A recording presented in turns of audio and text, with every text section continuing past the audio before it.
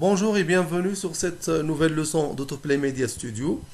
Aujourd'hui, nous allons découvrir ensemble les scripts d'Autoplay Media Studio.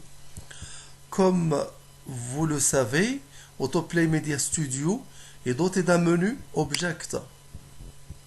Là où vous trouvez tout ce dont vous aurez besoin pour développer d'agréables applications Windows. Mais il arrive parfois où vous ne trouvez pas votre bonheur. C'est-à-dire que ces objets-là ne répondent pas à vos besoins.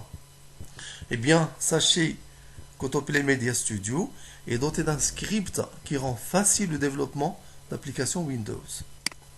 Alors, où trouver la documentation de ce script? Il suffit de taper sur Google, taper Autoplay Media Studio Scripting Guide, et vous accédez à un fichier d'aide au format PDF, Autoplay Media Studio Scripting Indigo Rose.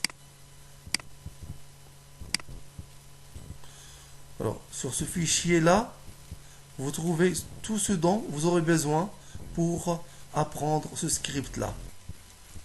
Comment déclarer des variables, comment créer des fonctions, etc.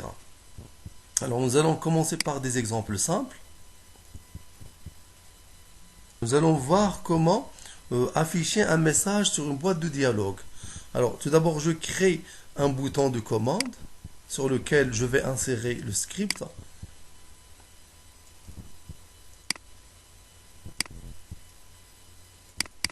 Je peux ajouter ici comme label test de script.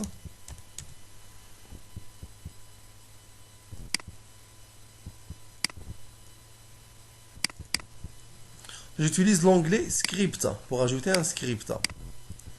Alors, pour déclarer pour créer un message sur une boîte de dialogue, on utilise la commande dialogue.message et entre parenthèses, je mets le message qui apparaît sur le menu en haut. Par exemple, vous voyez ici sur cette boîte de dialogue, bouton, property, etc. Donc, je vais mettre ici un message, par exemple, boîte de dialogue.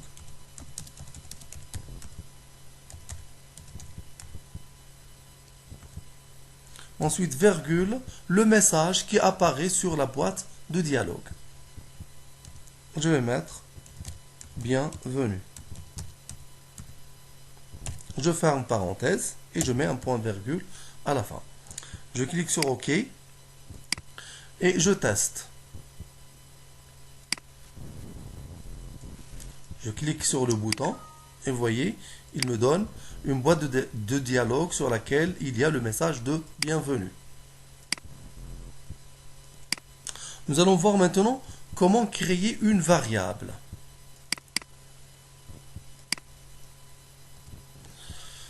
Alors, pour créer une variable, il suffit d'introduire son nom. Par exemple, une variable J, et je mets la valeur, par exemple, 200. Je crée une autre variable, exemple I, égale, par exemple, 23 divisé par 7. J'utilise la boîte de dialogue dialogue.message pour afficher les résultats. Dialogue.message. Je mets ici le message qui se trouve à l'entête. Je vais mettre par exemple variable. Ensuite, le message qui apparaît sur la boîte de dialogue, je le mets ici. Je vais mettre la valeur de J et 2 points. Et je mets le symbole de concaténation pour écrire juste après ce message-là la valeur de J. Je vais mettre point. C'est le symbole de concaténation. Exemple, si vous travaillez sur Java ou bien JavaScript, vous mettez un plus. Mais ici, sur Autoplay Media Studio, vous utilisez point, point. Je mets ici J. Et il ne va pas m'afficher J, mais il va m'afficher la valeur de J qui est 200. Je mets encore le symbole de concaténation pour afficher la valeur de I. Je vais mettre ici la valeur de I et je mets le symbole de concaténation point, point et je mets I. Et je ferme et ensuite point, virgule à la fin. Je clique sur OK. Je teste.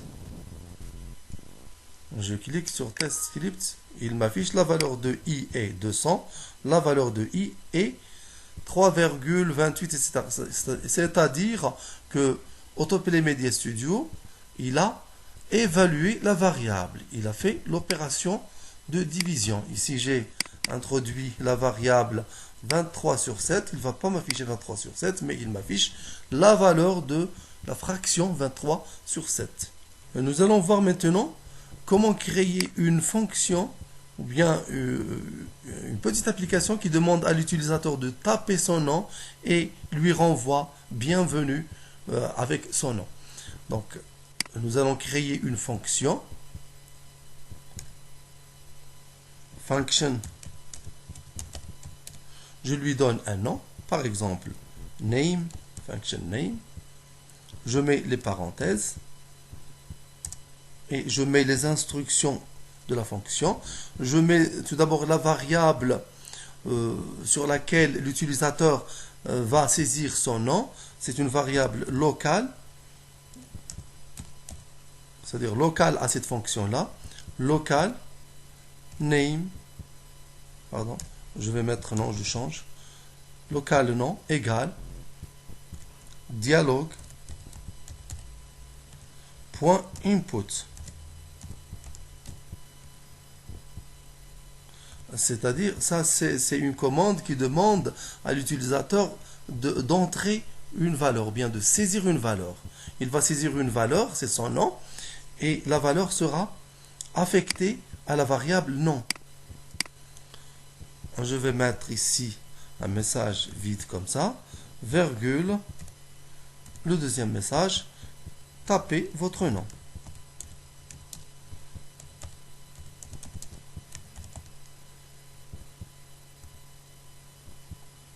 Tapez votre nom, je ferme, je mets point virgule et je mets ici return. C'est comme si vous programmez avec langage C. Return non.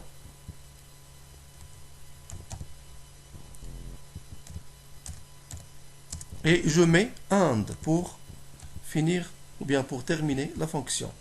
And. Et ensuite, je vais faire entrer. Je vais introduire une autre variable sur laquelle l'utilisateur va saisir son nom.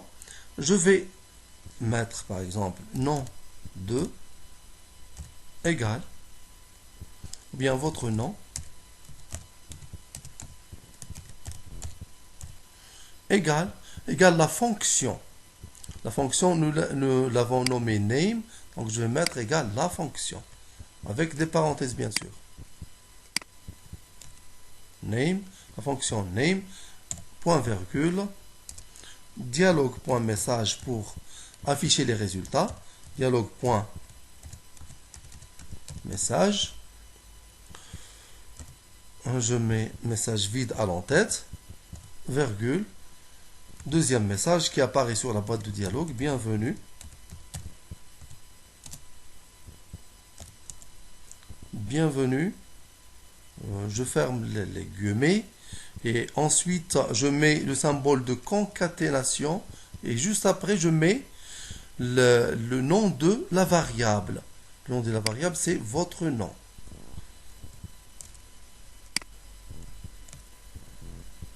Je ferme, point virgule et c'est terminé. Alors je clique sur OK, j'exécute. Regardez, il me donne une boîte de dialogue sur laquelle je vais taper mon nom. Tapez votre nom. Et ce qu'il va m'afficher, il va m'afficher bienvenue et il affiche mon nom. Par exemple, je vais mettre ici machine. Tapez votre nom. OK, il me dit bienvenue machine. Et voilà, c'est terminé. Merci.